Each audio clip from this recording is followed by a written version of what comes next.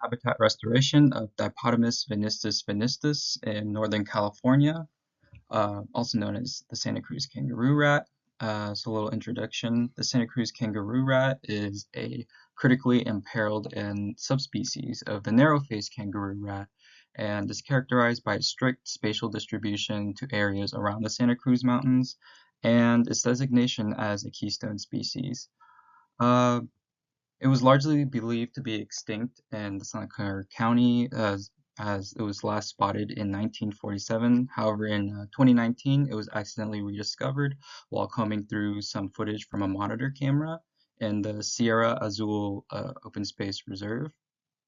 Since then, restoration movements have been propelled in the spotlight and is currently headlined by an agency called MidPen, and is collaborating with local universities and San Jose Water to conduct habitat assessments, botanical surveys, population monitoring, further genetic studies, and vegetation management and management reassessment.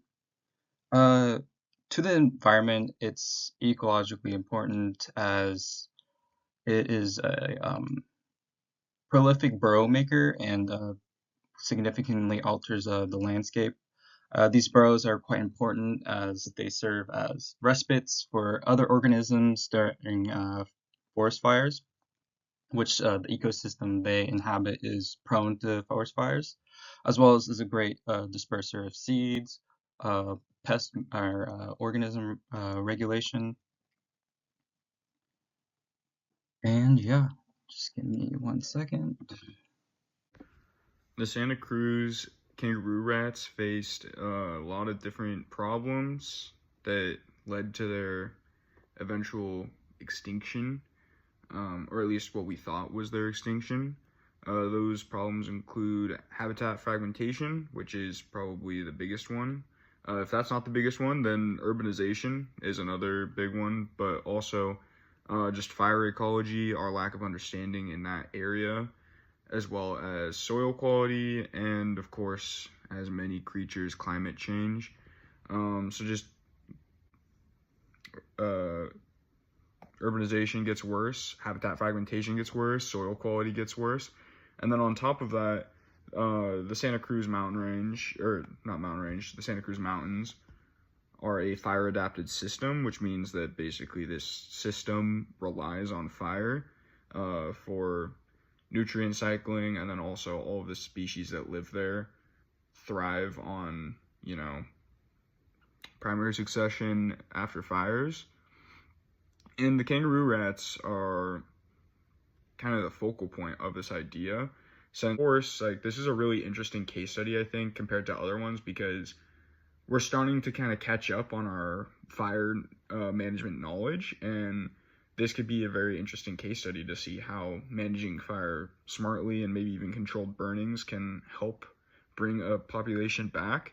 It also is a very interesting case study because if we're able to do this, I mean, like if managers are able to completely like get the Santa Cruz kangaroo rats back to a healthy level, whatever that may be. Maybe it's still endangered. Maybe we get them up to threatened, or not we, but researchers, scientists, managers. If they can do that and get them up to even just endangered or threatened to where it's like actually a consistent thing, that would be pretty monumental because it shows how if you are able to restore a habitat, you can restore a species. And it's also just something very recent, very recent discovery, and it requires people of all disciplines.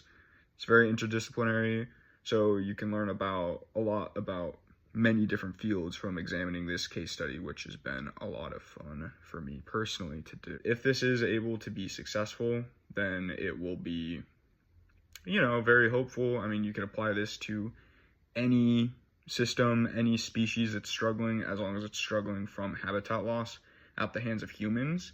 If the kangaroo rats are able to, or the Santa Cruz kangaroo rats are able to bounce back, then that brings a lot of hope for a lot of different management practices.